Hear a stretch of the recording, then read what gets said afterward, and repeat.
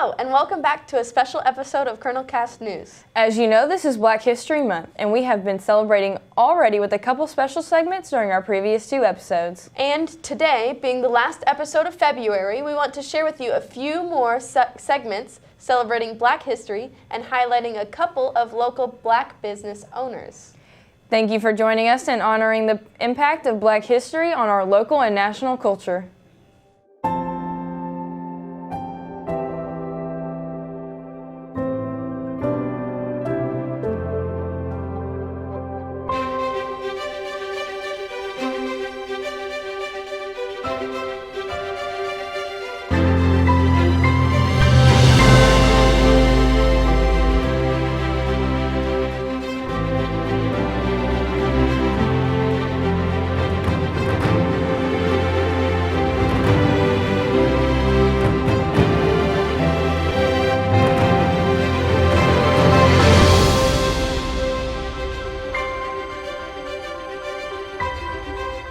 What does Black History Month mean to y'all? Black History Month means a lot, actually.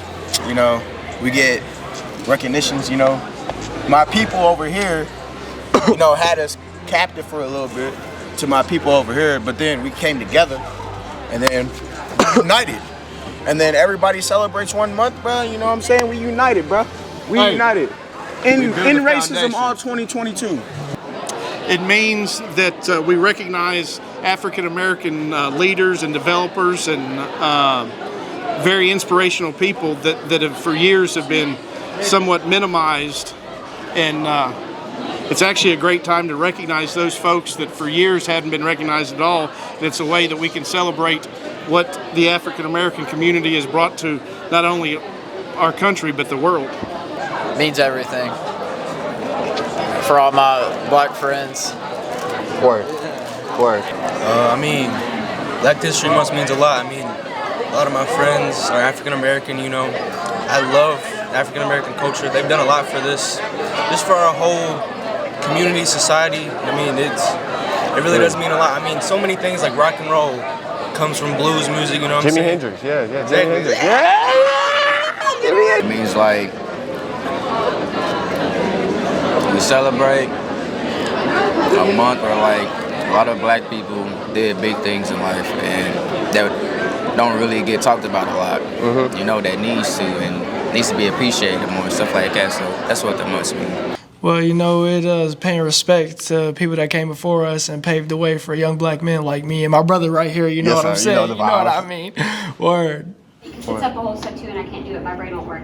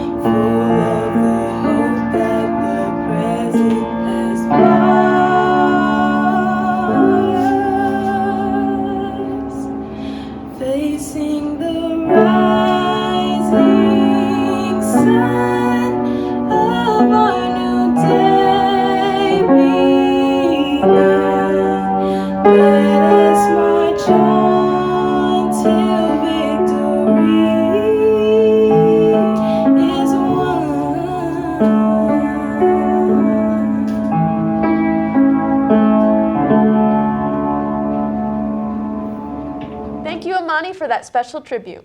Now we'd like to share a couple of interviews that Joe and Griffin did with some local business owners. I'm here with Tyrita Hatchett and Bryson Hatchett. So, who inspired you to start cooking? My wife and my mother. That's about it. And my friends is telling me that was, you know what I'm saying, it was good. That's about it. What do you do as a business to help the Black community? So as a business, we do participate with the NAACP as far as giving back out, like Christmas time. We give out like socks, shoes, clothes, soaps, all that kind of good stuff. We also participate with the churches as far as helping out with giving out Christmas gifts with kids. So we do that too. And how does your culture inspire your food? Oh, they're very judgmental. They tell you if it's nasty, they just tell you it's nasty, and they always keep us up on our game. So, I mean, giving us ideas. Yeah, giving us ideas, different perspectives and stuff like that. And yeah. What do you do as a business to separate yourself from rival businesses? Don't pay attention to it.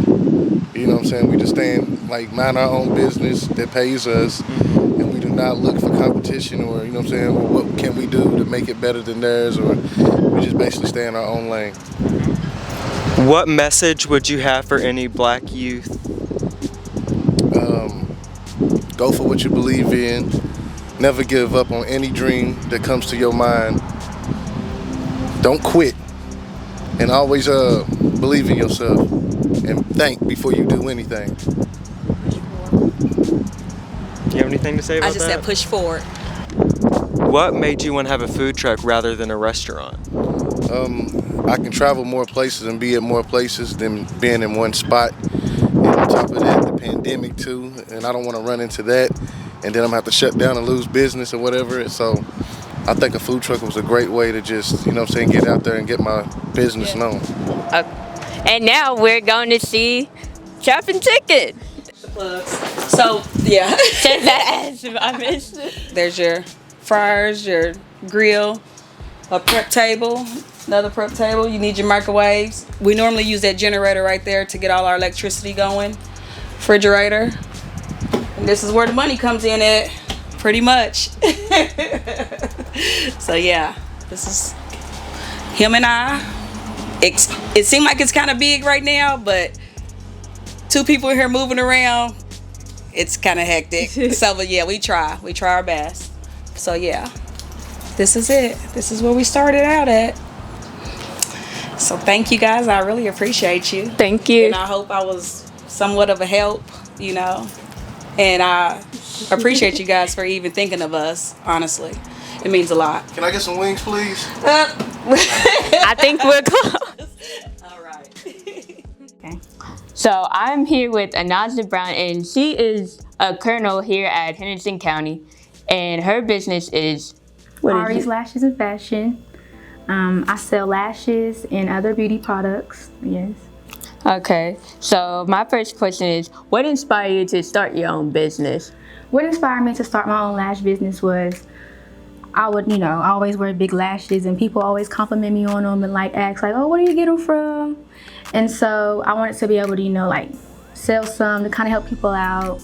So that's what really inspired me. And just seeing other girls on social media platforms my age starting businesses, that really did inspire me. So yeah. Okay, so what do you do as a business to help the Black community? I would say, I feel like what I do to help the Black community is to just show other Black kids, my age, older, younger, way younger than me, that you can start your own business and just show what it's like. It's a lot and it's different doing it, especially being Black and stuff. So I feel like I just kind of give people that inspiration to, of the Black community to start their own business and just enjoy it. Okay, how does being Black inspire your business? It inspires me because you don't see many Black women or Black men in the business field. So it is a challenge for us, just to kind of have our platform out there, because most times you only see Black people in like the music field or, you know, stuff like that. And like business is something people are just kind of like, you know. So I feel like it's really important to me to like acknowledge that, because there's not many people, you know, in the Black community who do this. And it's like now, recently, you know, with everything that's been going on, people from across has really shown, you know, their businesses, you know, their Black-owned businesses. So, and you just find how loving and supportive, you know, people of your kind are of your business. You know, we help each other out. So I just feel like that's the best thing overall. It's just like knowing that like I did this, you know, me being a Black woman, me being so young. Yeah. I got to do it, and there's not many people that like you see my age, like nor my race, you know, doing it. So it was just really like good for me to know. All right. And my last question is, what message do you have for younger people or people your age that want to start their own business? I would say go for it. Nothing's impossible. You know, at first I didn't think that I'd be able to, because it is a lot, you know, with trying to find suppliers and people, you know, like to get your products, and just the process of trying to sell your products. It's a lot, but I feel like it's good, you know, because you will learn more, you know, about whether you like it. You'll learn more about the business and how it is. And just, you know, do what you feel like is best for you. You don't have to try to sell products that you think everyone's gonna like. If you like something, try to sell that product. There's gonna be people who likes your product, you know? Don't try to feel like you wanna get everyone's, you know, like money. Just try to do what you wanna do with your business and go for it. Nothing's impossible in life. I mean, I remember 2 years ago, I was wanting to start my business, and I got to, and it's almost been a year now since I've started it. So, and I would say that it has been the best thing I've ever done. Just all the support that I've gotten from my family and friends and people of my community, and just like here locally. And I've had people from like out of Kentucky, you know, try to buy products. So just go for it. It's fun. You'll learn a lot. It can be a challenge, but I feel like just having those challenges is really important just to help you grow as a person. And just in the business field, you're gonna have a lot of challenges with customers and other businesses like who sells the same products as you, but just regardless of that, just keep going. All right. And thank you, Ananza. Thank you again to the folks of Trappin' Chicken and Ananza Brown for sharing with us.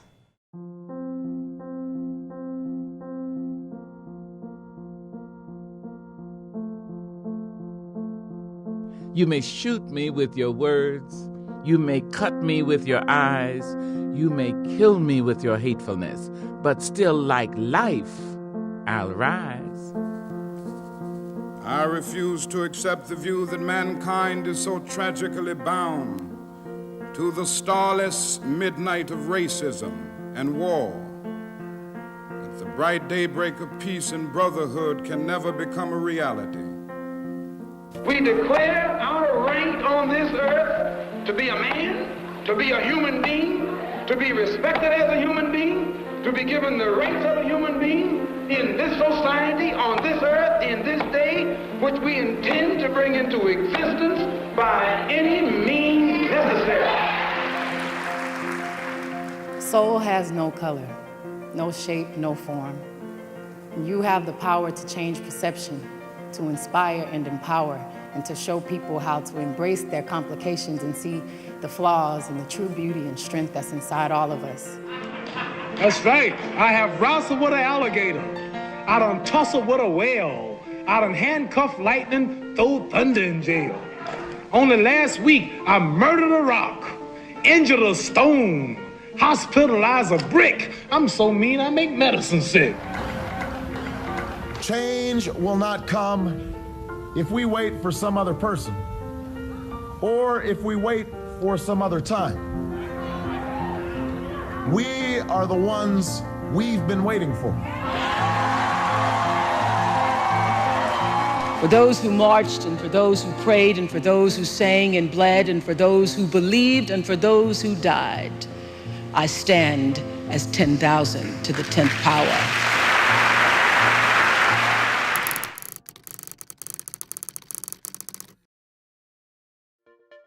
before we wrap up this episode, we have something special to share with you. We have finally published our first issue of the revamped and reimagined Colonel Journal. It's been quite a process figuring out how we wanted to pull this off, but we are glad to share it with you now. So please, hit the link in your Google Classroom or head over to colonelcast.net to check it out. And please, please, leave us some feedback. Those who do will be put into a drawing for fun prizes. There's a feedback form on our site right below the link to the issue, and we'd love to hear what you think of this episode and what you'd like to have us write about in upcoming issues. Until next time, stay safe, County, and have a great weekend. This is the Colonel Cast, signing out.